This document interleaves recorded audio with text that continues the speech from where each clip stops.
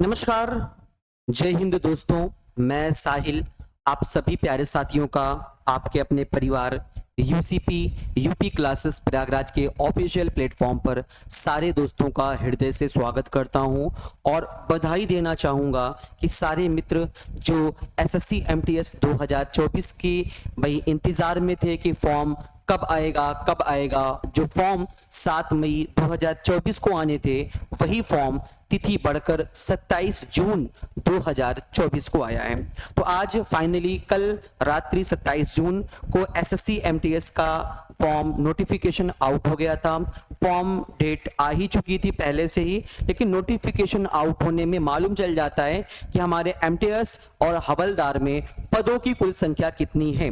लेकिन प्यारे मित्र, एसएससी ने साफ साफ लिखा है कि ये वैकेंसी जो है वो टेंटेटिव यानी वैकेंसी बढ़ सकती है। ठीक है, तो आज हम इस नोटिफिकेशन के माध्यम से समझेंगे कि एसएससी एमटीएस 2024 में कुल पदों की संख्या कितनी है, एमटीएस और हवलदार दोनों पदों की, और एग्जाम पैटर्न क्या होने वाला है और हमारी एलिजिबिलिटी क्या होगी। मैं फॉर्म भर सकता हूं या फॉर्म नहीं भर सकता हूं, उसकी एलिजिबिलिटी क्या हो सकती है और हम अपनी तैयारी को कैसे सुनिश्चित करें, इन सभी चीजों पर संपूर्ण जानकारी आज के सेशन में।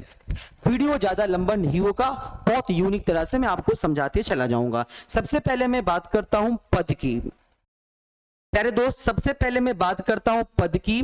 तो एमटीएस में जो पदों की संख्या आई है वो 4,887 रिक्त पदों पर यह भर्ती होनी है, लेकिन पॉसिबिलिटी रहेगी कि आपकी वैकेंसी टेंटेटिव हो, बढ़े जरूर। ठीक है, वहीं अगर बात करें हवलदार की पोस्ट तो 3,439। देखिए ये दोनों पद को देखिए, अगर आप इन दोनों पद को ऐड करते हैं 4,887 प्लस 3,439 तो टोटल पद आपके निकल जाएंगे 6, 2, 3, ये आपके इतने टोटल पद हो रहे हैं, है ना। तो कुल पदों की संख्या कितनी है एसएससी एमटीएस 2024 में, तो 8,326 पद, 8,326 पद। आइए अब हम सबसे पहले बात करते हैं प्यारे साथियों कि हमारा ये जो एसएससी के द्वारा एग्जाम कराया जाता है, ये एलिजिबिलिटी क्या हो सकती है, हमारी बात को समझिएगा। एसएससी के द्वारा 3 प्रकार के एग्जाम कराए जाते हैं, पहला, दूसरा और तीसरा। पहला जो एग्जाम होता है एसएससी के द्वारा वो होता है मैट्रिक लेवल यानी 10th लेवल। अगर आप 10वीं पास हैं तो आप इस फॉर्म को फिल कर पाएंगे, जहां पे एसएससी के द्वारा मैट्रिक लेवल में 2 होते हैं, एक जीडी का एग्जाम और एसएससी एमटीएस। हमारा जो नोटिफिकेशन है वो एसएससी एमटीएस पर है। तो पहली चीज तो आपका क्लियर हो गया होगा कि अगर हम किसी संस्था से, किसी इंस्टीट्यूट से, किसी स्कूल वगैरह से हमारा 10 यानी 10th पास आउट हैं तो हम फॉर्म को फिल कर पाएंगे। ठीक है, उसी के बाद आप देखिएगा 12th लेवल का भी एसएससी के द्वारा एग्जाम कंडक्ट करवाए जाते हैं, जहां पर स्टेनो और सीएचएसएल। ग्रेजुएट लेवल यानी जब आप ग्रेजुएशन कर लेंगे तो आप 2 वैकेंसी को और देख सकते हैं, सीजीएल और सीपीयू। लेकिन आज हम बात करेंगे एसएससी एमटीएस के बारे में संपूर्ण जानकारी। आइए देखते हैं आगे। सबसे पहले में फॉर्म की डेट, है ना, और फॉर्म का करेक्शन, फॉर्म की last date, fees, application fees क्या क्या है वो आप सब ध्यान से समझेंगे। देखिए डेट ऑफ फॉर्म यानी फॉर्म आप देखेंगे तो आपका 27 जून 2024 से पूरी तरह से तो नहीं दिखा रहा था, लेकिन हाँ आज दिनांक 28 जून 2024 से आप आराम से फॉर्म को फिल करिए, कोई दिक्कत नहीं है। लास्ट डेट ऑफ फॉर्म यानी फॉर्म की अंतिम तिथि क्या होगी कि जिसके बाद आप फॉर्म नहीं भर पाएंगे, तो अंतिम तिथि होने वाली है 31 जुलाई 2024। तो मैं आपको कहूंगा कि आप ये मत सोचिए कि 1 महीने का समय है, हम टाइम ले लें, आप नहीं भाई, जितना जल्द से जल्द हो सके आप अपने फॉर्म को फिलअप कर दीजिए। ठीक है, last date of form fee, मान लीजिए 31 जुलाई आपकी लास्ट डेट है फॉर्म की, आपने 31 जुलाई को, कोई ऐसा कैंडिडेट जो 31 जुलाई को फॉर्म भर रहा है, लेकिन फीस जो है प्यारे साथी वो आपकी 1 अगस्त 2024 तक पेड होनी है। 1 अगस्त 2024 तक आपकी फीस पेड होनी है। मान लीजिए किसी कैंडिडेट ने 27 या 28 जून को फॉर्म भरा, फीस नहीं है उस कैंडिडेट्स के पास, तो वो कैंडिडेट्स 1 अगस्त को अपनी फीस जमा कर सकता है। ठीक है। करेक्शन ऑफ फॉर्म, देखिए फॉर्म की जो करेक्शन है, इस करेक्शन को आप करवा सकते हैं, और ये करेक्शन जो होगा प्यारे मित्र 16 अगस्त से लेकर 17 अगस्त 2024 के मध्य आपकी फॉर्म का जो करेक्शन, आपको लगता है कि मैंने फॉर्म गलत भर दिया है, तो फॉर्म का करेक्शन 16 अगस्त से 17 अगस्त के बीच होगा, आप करवा सकते हैं। ठीक है। एप्लीकेशन फी पे बहुत डाउट होता है कि क्या सर ओबीसी वाले लोगों का ये फीस होगा क्या, तो प्यारे साथी मैं आपको बताना चाहूंगा, ये फीस जो है ये जनरल कैटेगरी के लिए निर्धारित की गई है, जिसमें मैं आपको बताना चाहूंगा महिलाओं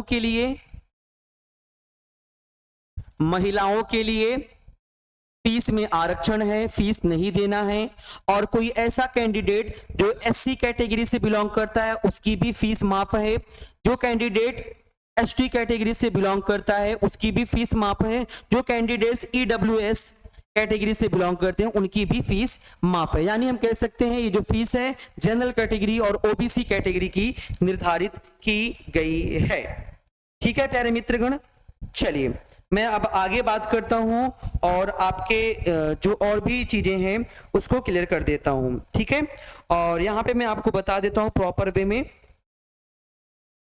पीडब्ल्यूडी, हाँ, और एक्स सर्विस मैन वालों के लिए भी ये फीस माफ है। ठीक है मित्रगण, चलिए यहां पे आपका रहेगा,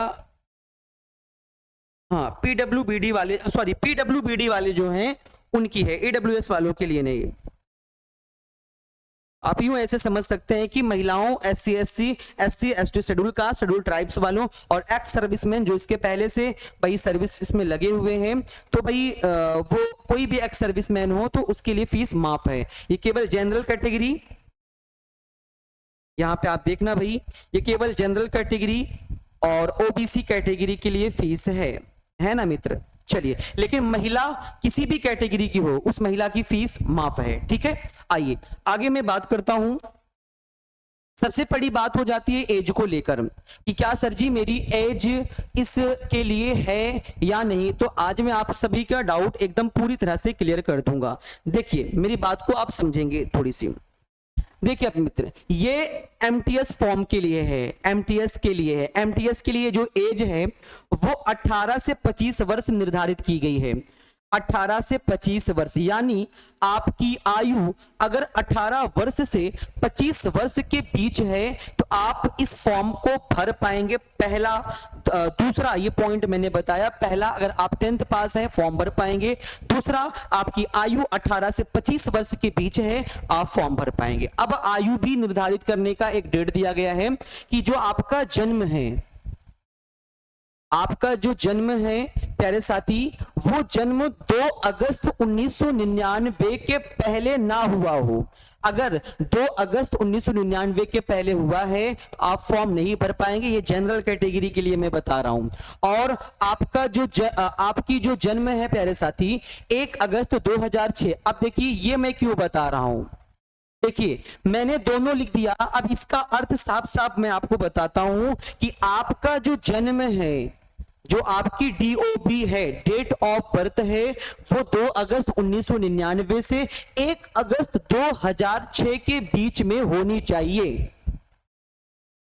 के बीच में होनी चाहिए, बीच में होनी चाहिए डीओबी, है ना डियर।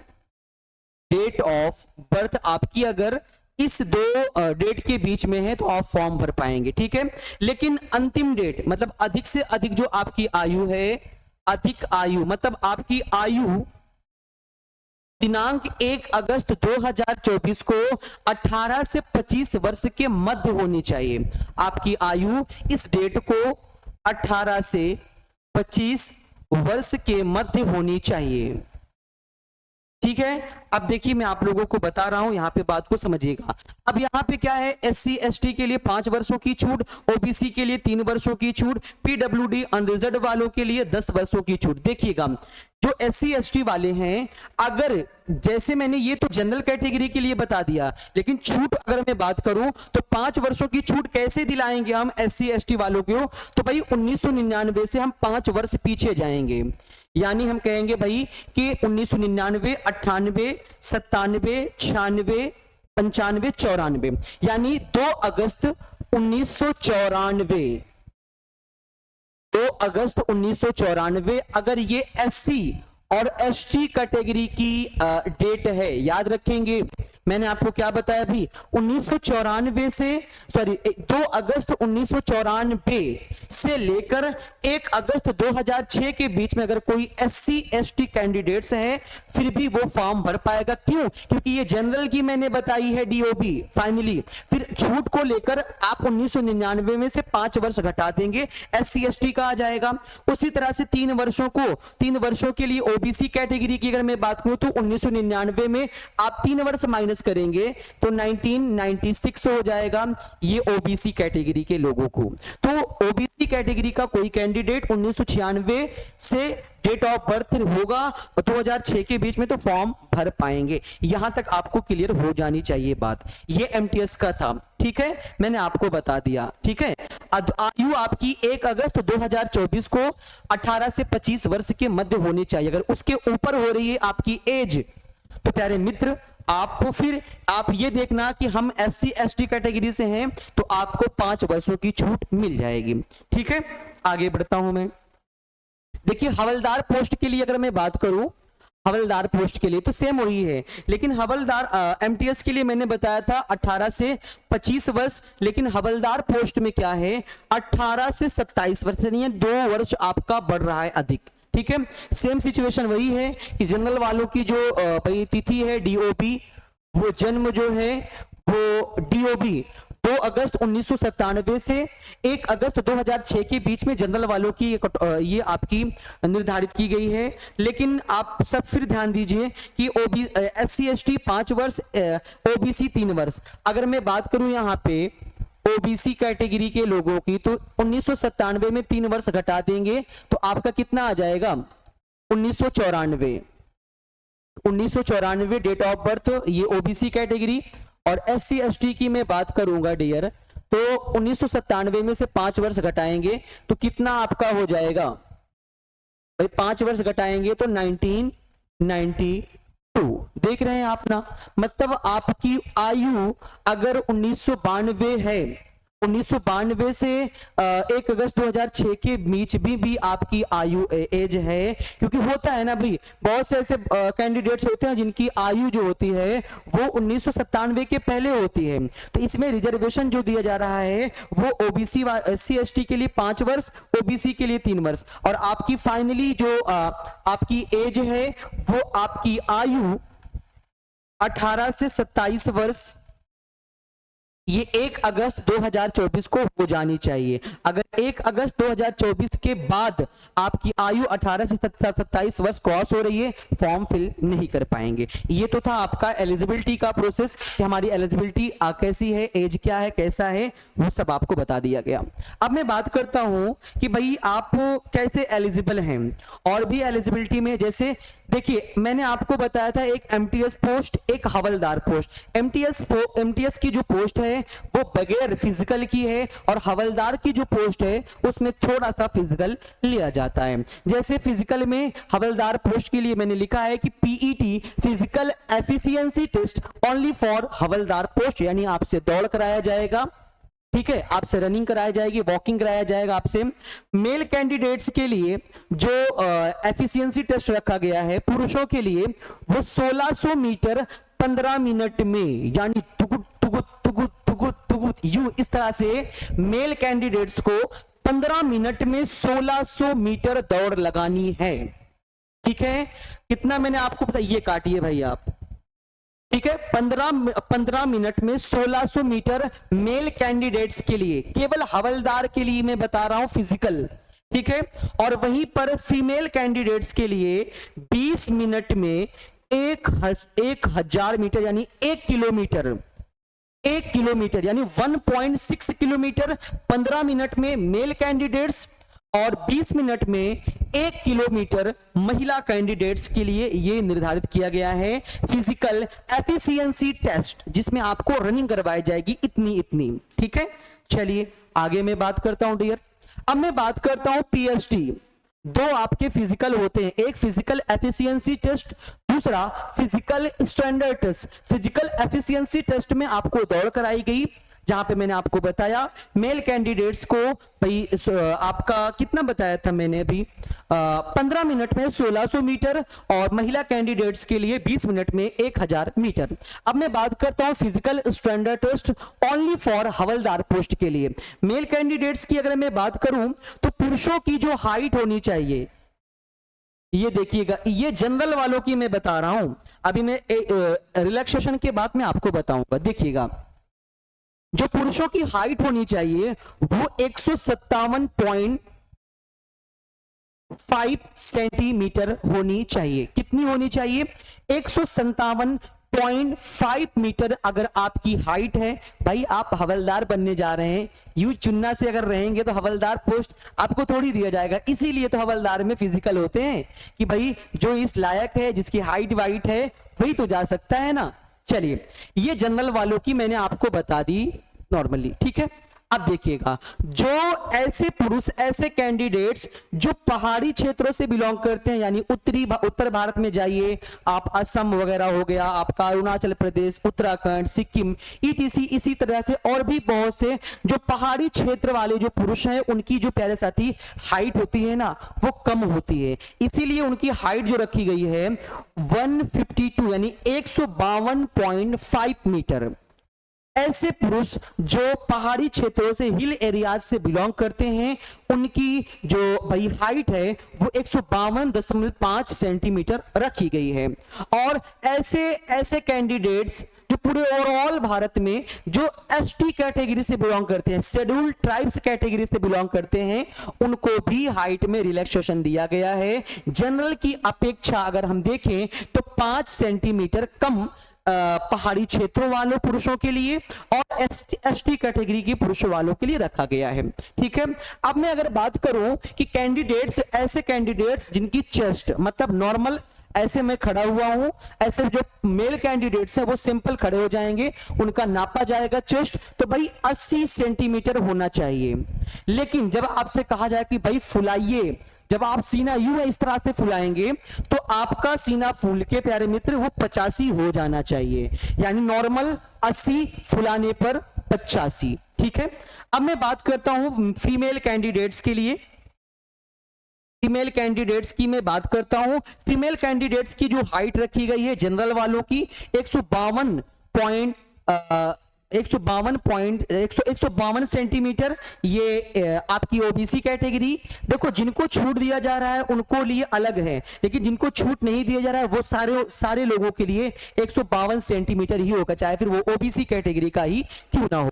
ऐसी महिला जो पहाड़ी हिल एरिया से बिलोंग करती हैं, उनकी जो हाइट है 149.5 सेंटीमीटर रखा गया है।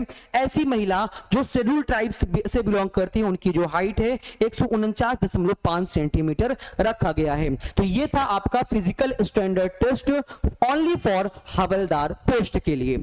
आगे मैं बात करता हूं, अब मैं बात करता हूं सिलेबस की। सिलेबस पे थोड़ा सा आप विशेष ख्याल देंगे डियर, जिससे आपको समझ में आए कि हमें करना क्या है, हमारी तैयारी किस तरह से होनी चाहिए। सबसे पहला आपका सेशन 1 और सेशन 2। मैं आपको एक बात क्लियर कर दे रहा हूं, ये सेशन 1 और सेशन 2 एक ही दिन पेपर देने जाएंगे, एक ही दिन में सेशन 1 सेशन 2 दोनों पेपर आपके लिए जाएंगे। ऐसा नहीं है कि आपको एक दिन सेशन 1 के लिए एग्जामिनर बुलाएगा, फिर भी कई दिनों के बाद सेशन 2 के लिए बुलाएगा, ऐसा नहीं है। एक दिन में सेशन 1 सेशन 2 दोनों पेपर आपके हो जाएंगे।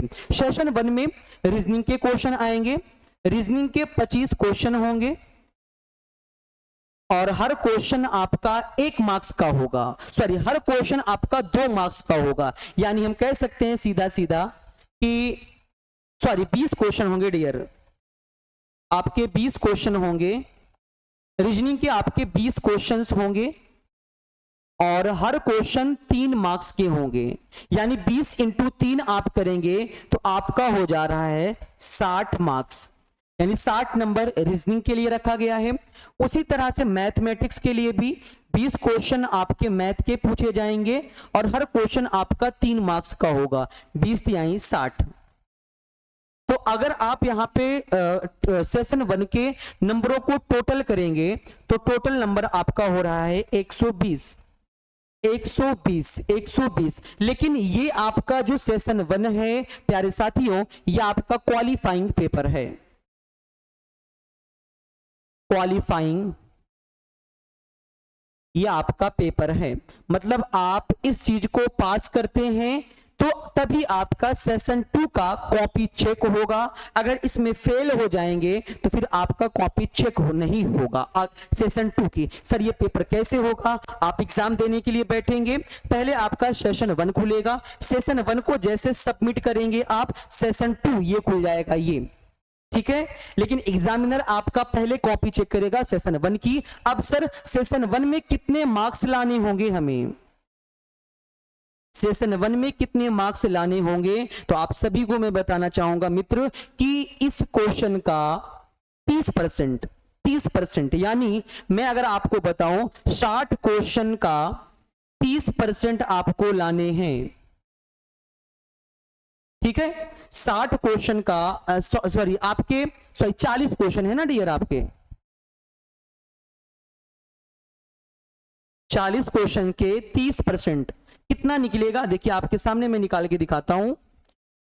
40 क्वेश्चन हैं आपके और 40 क्वेश्चन में से 30% हमें क्वेश्चन सही करने हैं। 100 करिएगा, 1 0 से 1 0, 1 0 से 1 0, हम कह सकते हैं 4 इंटू 3, यानी हम कह सकते हैं डियर कि हमारे 12 क्वेश्चन अगर बिल्कुल सही हो जाते हैं, 12 क्वेश्चन यानी एक क्वेश्चन 3 मार्क्स का है तो 12 इंटू 3, 12 यानी 36 नंबर आपको लाने होंगे, आपको 12 क्वेश्चन एकदम सही करके। अब मैथ के 20 क्वेश्चन हैं और रीजनिंग के भी आपके 20 क्वेश्चन हैं, केवल एक ही आप चीज से आप 12 क्वेश्चन सही कर सकते हैं, तो फिर आप क्वालिफाई हो जाएंगे सेशन 2 के लिए।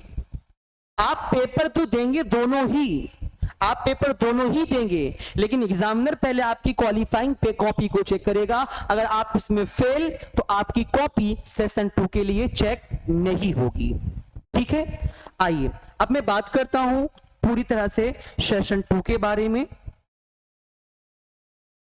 चलिए अब मैं बात करता हूं टोटल सेशन 2 के बारे में। सेशन 2 ही आपका वो सेशन है जहां से आपकी फाइनली मेरिट जो आपकी निर्धारित होगी वो सेशन 2 पर कट ऑफ बनेगी।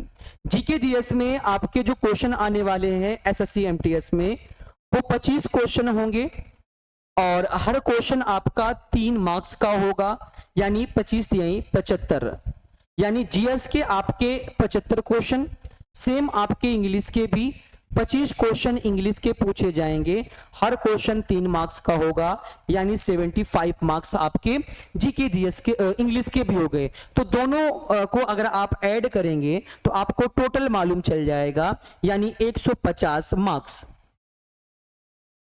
150 मार्क्स आपके टोटल है। अब इसी पर आपकी कट ऑफ बनेगी, इसी पर आपका नॉर्मलाइजेशन, इसी पर आपका नॉर्मलाइजेशन भी बनेगा, ठीक है। इसी पर आपकी कट ऑफ लगेगी, ठीक है प्यारे मित्र, इसी पर आपकी कट ऑफ लगेगी, नॉर्मलाइजेशन लगकर आपकी कट ऑफ निर्धारित कर दी जाएगी स्टेट वाइज, ठीक है मित्रगण। चलिए तो ये आज हमारा पूरा का पूरा टॉपिक था कि आपके सिलेबस में क्या क्या है, और सिलेबस में जीके जीएस में आप भाई कितना पढ़ेंगे वो कम है। अब बात करते हैं सर जी आपका कोई बैच है क्या?